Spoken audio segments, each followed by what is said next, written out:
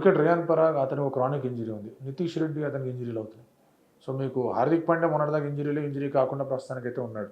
So ఇలా ఆ injury things అనేవి వస్తున్నాయి. బుమ్రాకి ఇంజరీ అనేది రిపీట్ అవుతూనే వచ్చింది. సో ఎందుకు అవుతున్న ఇంజరీ అని పూర్తి స్థాయి డయాగ్నోసిస్ కావాలి. అది అక్కడ ఎన్సీఏ కానీ వాళ్ళ మెడికల్ టీం కానీ వచ్చి ఈ ఫలానా ప్లేయర్లు బాగా ఆడుతున్నారు, మంచి పొటెన్షియల్ ఉంది, వీడికి ఎక్కడెక్కడ ఏమైనా సమస్యలు ఉన్నాయి. ఎందుకంటే లోవర్ బ్యాక్ ఇంజరీస్ చాలా వచ్చాయి. శ్రేయస్ అయ్యర్కి బ్యాక్ ఇంజరీలు కూడా మనం చూసాం. దానివల్ల రచ్చరచ్చ జరిగిపోయింది లాస్ట్ టైం. సో ఏం జరుగుతుంది? వాళ్ళ వర్కౌట్లో ప్రాబ్లం ఉందా, వాళ్ళు తినే డైట్లో ప్రాబ్లం ఉందా, వాళ్ళు చేసే యాక్టివిటీస్లో ప్రాబ్లం ఉందా, అంటే వాళ్ళ డ్రిల్స్ కానీ లేవండి ఇంకేమన్నా అందులో ప్రాబ్లం ఏమైనా కనిపిస్తుందా, వాళ్ళ టెక్నిక్లో ఏమైనా ప్రాబ్లం ఉందా, ఇది ఐడెంటిఫై చేసుకోవాల్సిన అవసరం చాలా ఉంది. ఇప్పుడు there are people who have never been to NCA. Virat లాంటి వాళ్ళు ఇప్పుడు ఎన్సీఏకి పోయింది లేదు, ధోని లాంటి వాళ్ళు ఇప్పుడు ఎన్సీఏకి పోయింది లేదు.